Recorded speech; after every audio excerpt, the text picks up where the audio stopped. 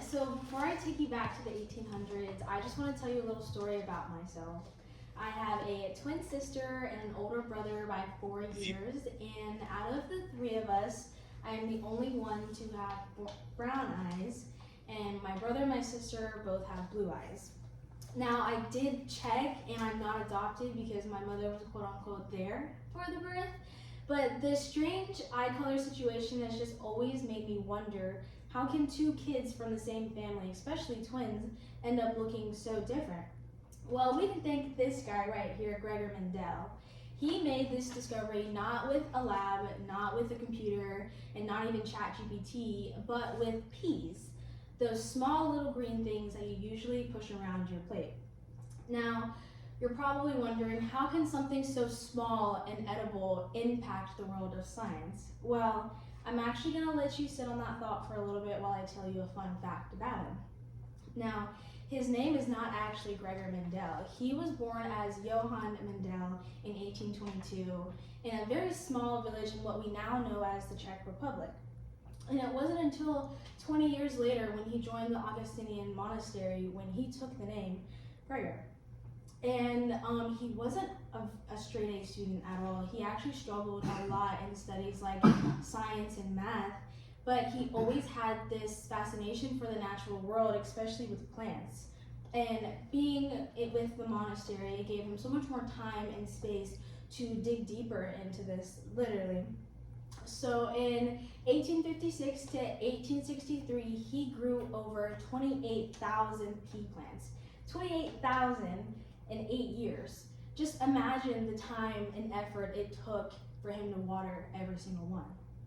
Now, he wasn't just growing veggies for his meals, he was collecting data, observing patterns, and making scientific breakthroughs in what we now know as genetics. And here is what he figured out. He found out that flower color follows specific rules. So they don't just blend like paint. You can't do blue plus red to equal purple.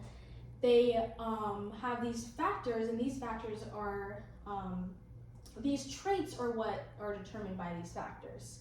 Now, this diagram shows the way he did it. So what he did was he crossbred plants, and he was taking pollen and putting it into another plant, and that's what he was observing. He was observing the product of that. And he found out that these genes can be dominant or recessive. Dominant, you only need one copy for them to show, and recessive, you need 2 for them to show. So this basically means, because I have brown eyes, I am the dominant twin because brown colored eyes are the dominant gene. Now, at this time, no one actually cared about this discovery. He published his findings in 1866, and the scientific community just basically ignored him. It wasn't until 1900, over 30 years later after he passed, did 3 scientists discover his work and realize that he was absolutely right. He then got the credit that he deserved, and he gained the title Father of Genetics. Now, he didn't just spend his whole life in the garden. He was also a teacher and later became an abbot, which is the head monk. But he balanced his life with science and leadership, and showed that you don't have to spend your whole life in one box. And thanks to his work, we now know how traits are passed from generation to generation, and he laid the groundwork for everything, from genetic counseling and disease research to crop improvement and even animal breeding, all because a quiet, curious monk decided to look a little closer at those little green things on your plate. Now, this explains how I ended up with brown eyes, and while my twin sister ended up with blue eyes. So the next time you are scooping peas onto your plate, just take some time to appreciate Gregor Mendel, a quiet monk who cracked the code of inheritance with patience, curiosity, and a garden full of thousands of peas. Thank you so much for listening.